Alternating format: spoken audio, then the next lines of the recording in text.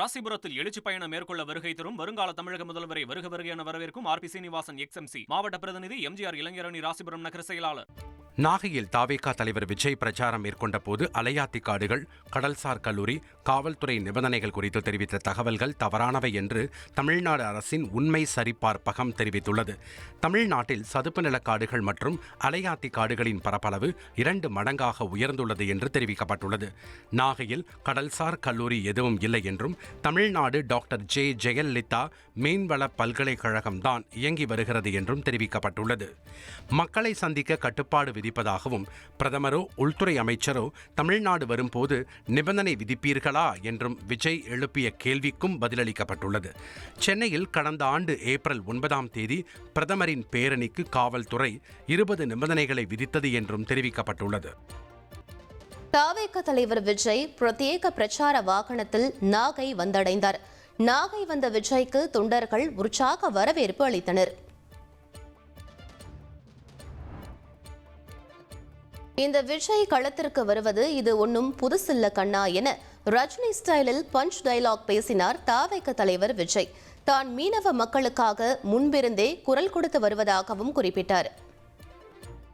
இதே நாகப்பட்டினத்துல 14 வருஷத்துக்கு முன்னாடி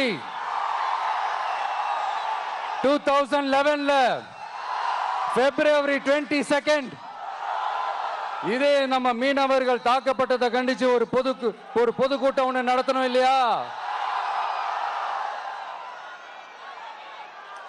இந்த விஜய் களத்துக்கு வர்றது ஒண்ணு புதுசில்ல கண்ணா. எப்போ வந்தாச்சு.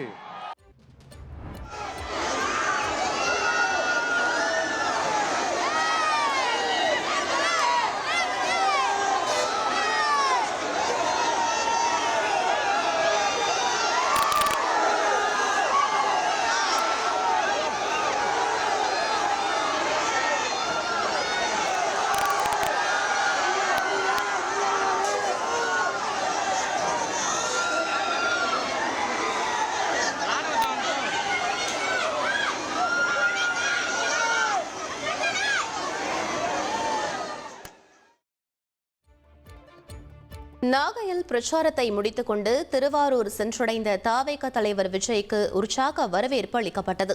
ராட்சத கிரேன் மூலம் பிரம்மாண்ட மாலை அணிவித்து விஜய்க்கு ரசிகர்கள் வரவேற்பு அளித்தனர். திருவாரூர் நெல் கொள்முதல் மையங்களில் 1 டன் நெல்லுக்கு 1000 ரூபாய் கமிஷன் வாங்குவதாக தமிழக வெற்றி கழக தலைவர் விஜய் பரபரப்பு குற்றச்சாட்டை முன்வைத்தார். இன்னொரு முக்கியமான ஒரு விஷயம், நம்ம இந்த டெல்டா பகுதியில் இருக்கிற விவசாயிங்க ஒரு கொடுமையை ஒன்று அனுபவிச்சுட்டு இருக்கிறாங்க. அந்த புகார் ஒன்று வந்தது. அது என்னன்னா, இந்த மாவட்டத்தில் இருக்கிற இந்த கொள்முதல் மையங்கள்ல இந்த நெல்லை ஏத்தி இறக்கிறதுக்கு, அதாவது லோடிங் அண்ட் அன்லோடிங், அதுக்கு ஒரு 40 கிலோ மூட்டைக்கு 40 ரூபா கமிஷன் வாங்குறாங்களாம். அரசாங்கமே ஒரு மூட்டைக்கு 10 ரூபா கொடுக்கறாங்க. ஆனா இவங்க அதுக்கு மேல 40 ரூபா கமிஷன் வாங்குறாங்க. ஒரு டன்னுக்கு 1000 ரூபாய் கமிஷன். இத வேற யாராவது சொல்லியிருந்தா கூட நான் நம்பி இருக்க மாட்டேன். ஆனா என்கிட்ட சொன்னதே விவசாயிங்க தான். விவசாயிங்க பொய் சொல்ல மாட்டாங்க.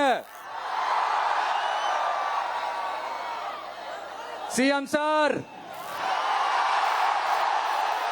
இது உங்க ஆட்சியில நடந்திருக்குது. உங்களுக்கு வேணா 40க்கு 40னா அது எலெக்ஷன் ரிசல்ட்டா இருக்கலாம். ஆனா இந்த டெல்டா பகுதியில் இருக்கிற விவசாயிகளுக்கு 40க்கு 40னா அவங்க வயிற்றுல அடிச்சு நீங்க வாங்கின அந்த கமிஷன். ராசிபுரத்தில் எழுச்சி பயணம் மேற்கொள்ள வருகை தரும் வருங்கால தமிழக முதல்வரை வருக என வரவேற்கும் ஆர்.பி. சீனிவாசன் எக்ஸ்எம்சி மாவட்ட பிரதிநிதி எம்ஜிஆர் இளைஞரணி ராசிபுரம் நகர செயலாளர்.